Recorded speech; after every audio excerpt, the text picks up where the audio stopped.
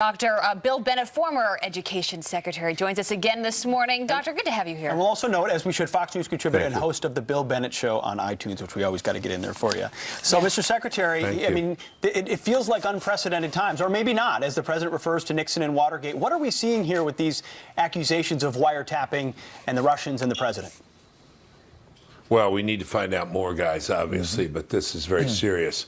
Under Bill Bennett's axiom in Washington, you're on offense or you're on defense. This can throw the Democrats back on defense big time.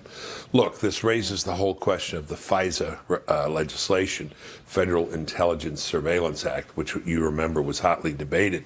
But there's no question under the law that you can do surveillance of private citizens when they're talking to foreign powers and so on.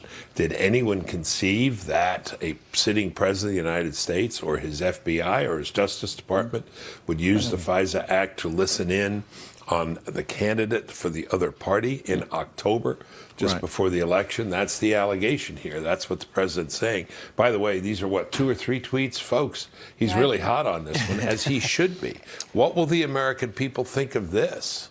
Well, and Secretary Bennett, you're right that we have to get more information. These are just reports, but the President of the United States is attaching his name at least to these allegations, but we have to dig for more evidence. You're absolutely right about that.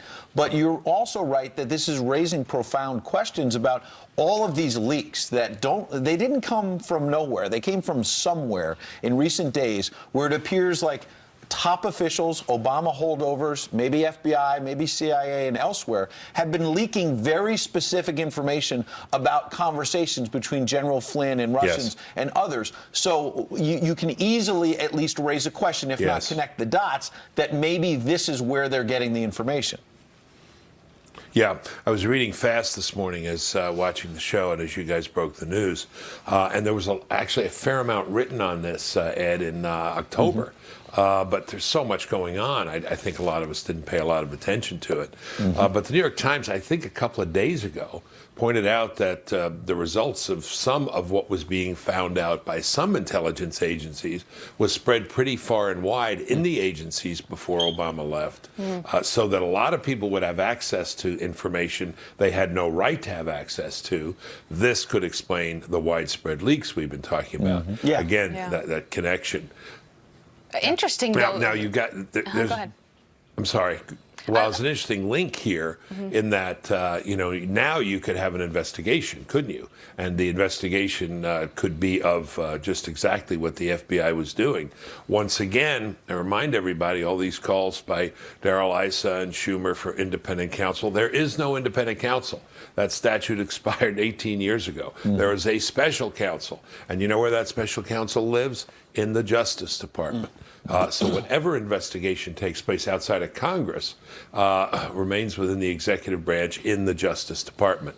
Lots of ironies here, lots of interesting things. Yeah, for sure. And we love getting your take because you've worked on both sides of the aisle here. You've worked for the media. You've also worked for administrations in the past. And what's so interesting about this... Never the media. Never. Well, you radio and podcasts. He's his own media. He's his own media. What's so interesting about this, Secretary, is we're not breaking this story because of some other outlet that, the AP or something that's leaking this out. This is coming directly from the president, from his Twitter account. I can't imagine that he would be saying these things if he did not have real concrete evidence to back it up with, right?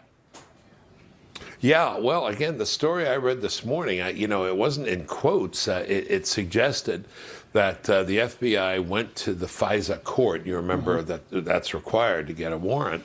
But it was too broad, and they were turned down the first time.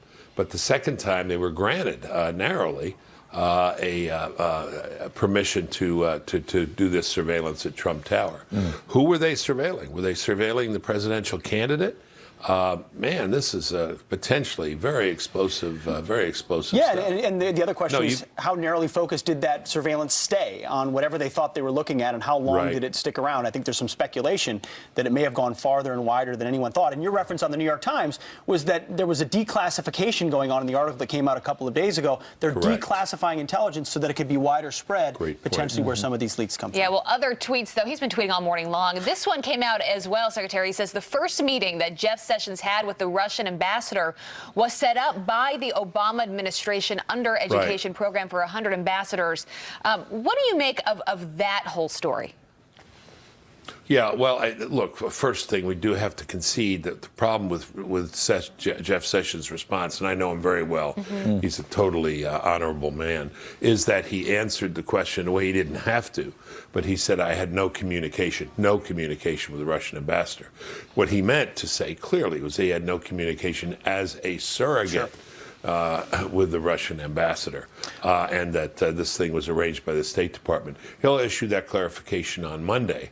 But again, I don't think there's any there. If there were any there, we would know what it is, and we don't. I think Devin Nunes, chairman of House Intelligence, has been very forceful on this point. Well, and come to find that Chuck Schumer, Nancy Pelosi, and others who have been criticizing Jeff Sessions, the Attorney General, for having meetings with the Russian ambassador, there were photos found of them doing the very same thing. So the only word that comes to mind is just totally hypocritical. Yeah, well, you have what you call courtesy calls. Ed, you spend half your day when you're in the cabinet or the Senate, greeting people who come in, and ambassadors is part of it. We're supposed to be cultivating good relations. By the way, how do you have a reset unless you shake people's hands? Well, exactly. And Secretary Bennett, do you remember in 2012, I was covering President Obama. He's up for re-election. He sits down with President Medvedev at a summit, and a hot mic catches him saying, hey, tell Vladimir, which of course is Mr. Putin, who was the prime minister at the time, now President of Russia, after I win re-election, I'll have more flexibility. Democrats seem to have forgotten that one. Yeah, that was a pretty damning comment at the time, not played up by the mainstream press, but absolutely. No, the Democrats can't win this one. Republicans talk to ambassadors, we don't. But this other story that is intruded this morning is, man, it's a big deal. Well, we love these insights when you come on Fox and Friends, but you can also get them at The Bill Bennett Show on iTunes. Check it out. Thanks for joining us. Have a wonderful Sunday, sir. Thank you, sir.